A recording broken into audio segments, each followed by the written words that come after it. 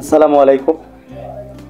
আমি Mohammad Masud Rana, life stock assistant SA animal genetics. কাজ করছি গবাদি পশুর জাত উন্নয়নে।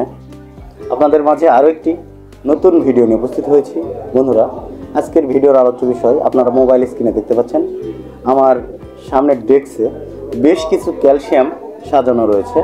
আজকে আমি এই ক্যালসিয়াম সম্পর্কে আলোচনা করব। আমরা গবাদি পশু বা প্রাণীকে ক্যালসিয়াম কোন সময় কতটুকু পরিমাণ খাওয়াবো এবং খাওয়ালে আমাদের কি উপকার হবে, কেন খাওয়াবো, এই সকল বিষয়ে পুরোটা ভিডিওতে আলোচনা করা হবে। আপনারা অবশ্যই ক্যালসিয়াম সম্পর্কে বিস্তারিত তথ্য পেতে আমার সাথেই থাকুন। অবশ্যই ভিডিওটি স্কিপ না করে শেষ পর্যন্ত দেখবেন।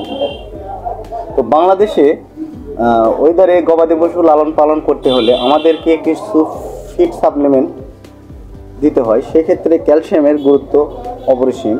আমরা যেহেতু চারণভূমিতে গবাদি পশু লালন পালন করতে পারি না, আমাদের গবাদি পশু খোলামেলা জায়গায় পালন করতে পারি না। আমরা যখন আমাদের গবাদি পশুকে আবদ্ধ অবস্থায় একটি শেডের মধ্যে লালন পালন করি, এই সকল গরু চারণভূমিতে, যে সকল গরু হচ্ছে চারণভূমিতে ঘাস, প্রাকৃতিক উপায়ে ঘাস খায়, এই সকল গরুর ক্যালসিয়াম ঘাটতি খুব কম হয়। কিন্তু আমরা যখন আবদ্ধ অবস্থায় গরুকে বেঁধে রেখে শেটের মধ্যে গরু লালন পালন করি, এই ক্ষেত্রে দেখা যায় যে ক্যালসিয়ামের ব্যাপক ঘাটতি দেখা যায়। তাই আমরা যারা গবাদি পশু লালন পালন করে থাকি, আমরা কিছু বিশেষ ব্যবস্থাপনায় গরুকে কৃত্রিম উপায়ে ক্যালসিয়াম সাপ্লিমেন্ট সরবরাহ করি, যেটা গবাদি পশুর সুস্থ এবং শরীরকে স্বাভাবিক এবং তার হাড়ের গঠন মজবুত করতে এবং প্রেগনেন্সি পিরিয়ডে বিভিন্ন রকম বাচ্চার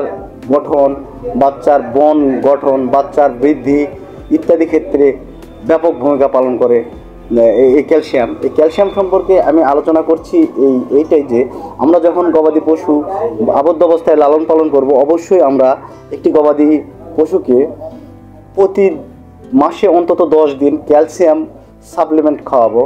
এক্ষেত্রে গবাদি পশু যে সকল দুগ্ধবতী প্রাণী রয়েছে, আমাদের দুগ্ধবতী গাভীতে আমাদের ক্যালসিয়ামের ব্যাপক পরিমাণ ঘাটতি পরিলক্ষিত হয়। তাই আমরা দুগ্ধবতী গাভীতে অবশ্যই ক্যালসিয়াম বিভিন্ন সোর্স থেকে আমরা তাদের খাবারের মাঝে ইনক্লুড করব। অবশ্যই এই বিষয়গুলো আমরা মাথায় রাখবো যে ক্যালসিয়াম আমাদের নির্দিষ্ট পরিমাণ প্রতি মাসে ইনক্লুড করতে হবে তাদের খাবারের তালিকায়। এক্ষেত্রে আমরা কোন ক্যালসিয়াম দেবো, এই সকল বিষয় নিয়ে আমরা খামারিরা অনেক সময় বিভিন্ন রকম দ্বিধাদ্বন্দ্বে ভুগে থাকি। তো আমরা কি ধরনের ক্যালসিয়াম দেবো সে বিষয়ে আপনাদের মাঝে আলোচনা করছি।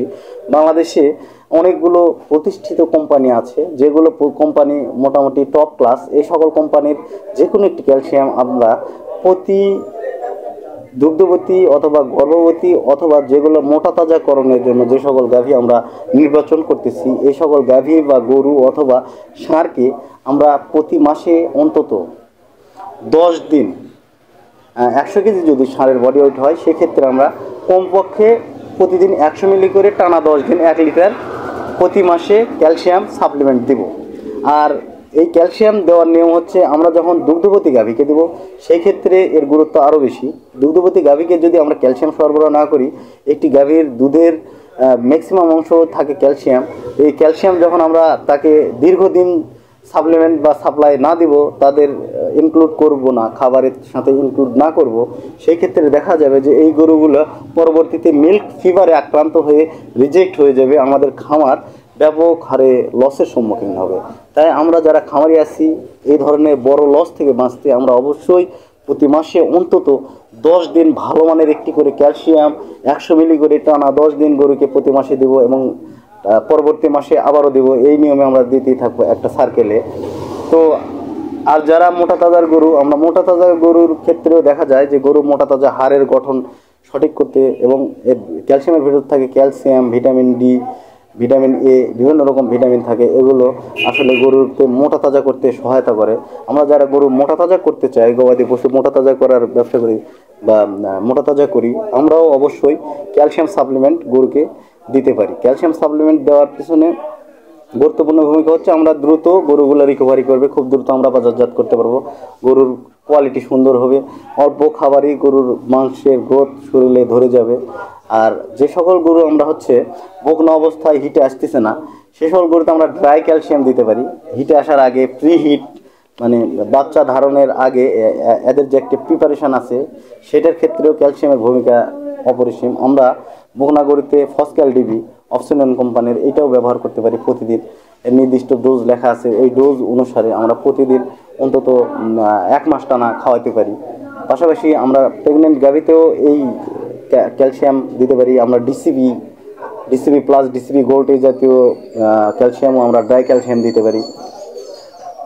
তাছাড়া আমরা বাংলাদেশের সুনামধন্য কোম্পানি এসকেপের ওরাক্যাল ভেট আমরা টানা 10 দিন দিতে পারি। আমরা দিতে পারি হেলথ কেয়ারের ক্যালভেনাস, আমরা আরও দিতে পারি আরও বিভিন্ন কোম্পানির আছে, অ্যাটিক্যাল আছে, একমি কোম্পানির অ্যাটিক্যাল আমরা দিতে পারি, রেনাটা কোম্পানির রেনাক্যাল সি, ন্যানোক্যাল সি, রেনাক্যাল পি, এ ধরনের আরও ব্র্যান্ড কোম্পানির যে সকল ক্যালসিয়াম আছে আমরা সবগুলো গরুকে নির্দিষ্ট পরিমাণে খাওয়াতে পারি। অনেক খামারিরা আছে, আপনারা বলে থাকেন যে আসলে ডাক্তারদের বেচা কেনার জন্য ওনারা আসলে ক্যালসিয়াম সাজেস্ট করে।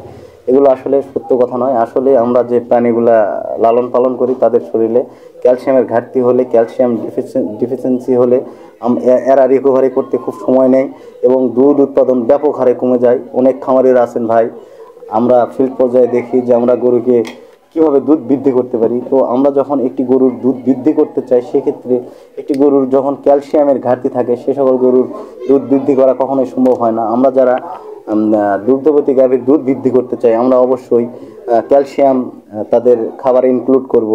খাবারের সঙ্গে আমরা অবশ্যই নির্দিষ্ট পরিমাণে ক্যালসিয়াম দেব এবং পাশাপাশি যদি সুযোগ থাকে, ঘাসের তো বিকল্প নেই। ঘাস হচ্ছে একটি অন্যরকম জিনিস। গবাদি প্রাণী পালন করতে হলে আমাদের যেহেতু ঘাস নেই, সেই ক্ষেত্রে আমরা ঘাসের বিকল্প হিসেবে, যদিও ঘাসের বিকল্প নেই, তারপর আমরা ঘাসের বিকল্প হিসেবে এই রেনাক্যাল পি বা ক্যালসিয়াম, বিভিন্ন ধরনের ক্যালসিয়ামগুলো ব্যবহার করি। ধন্যবাদ।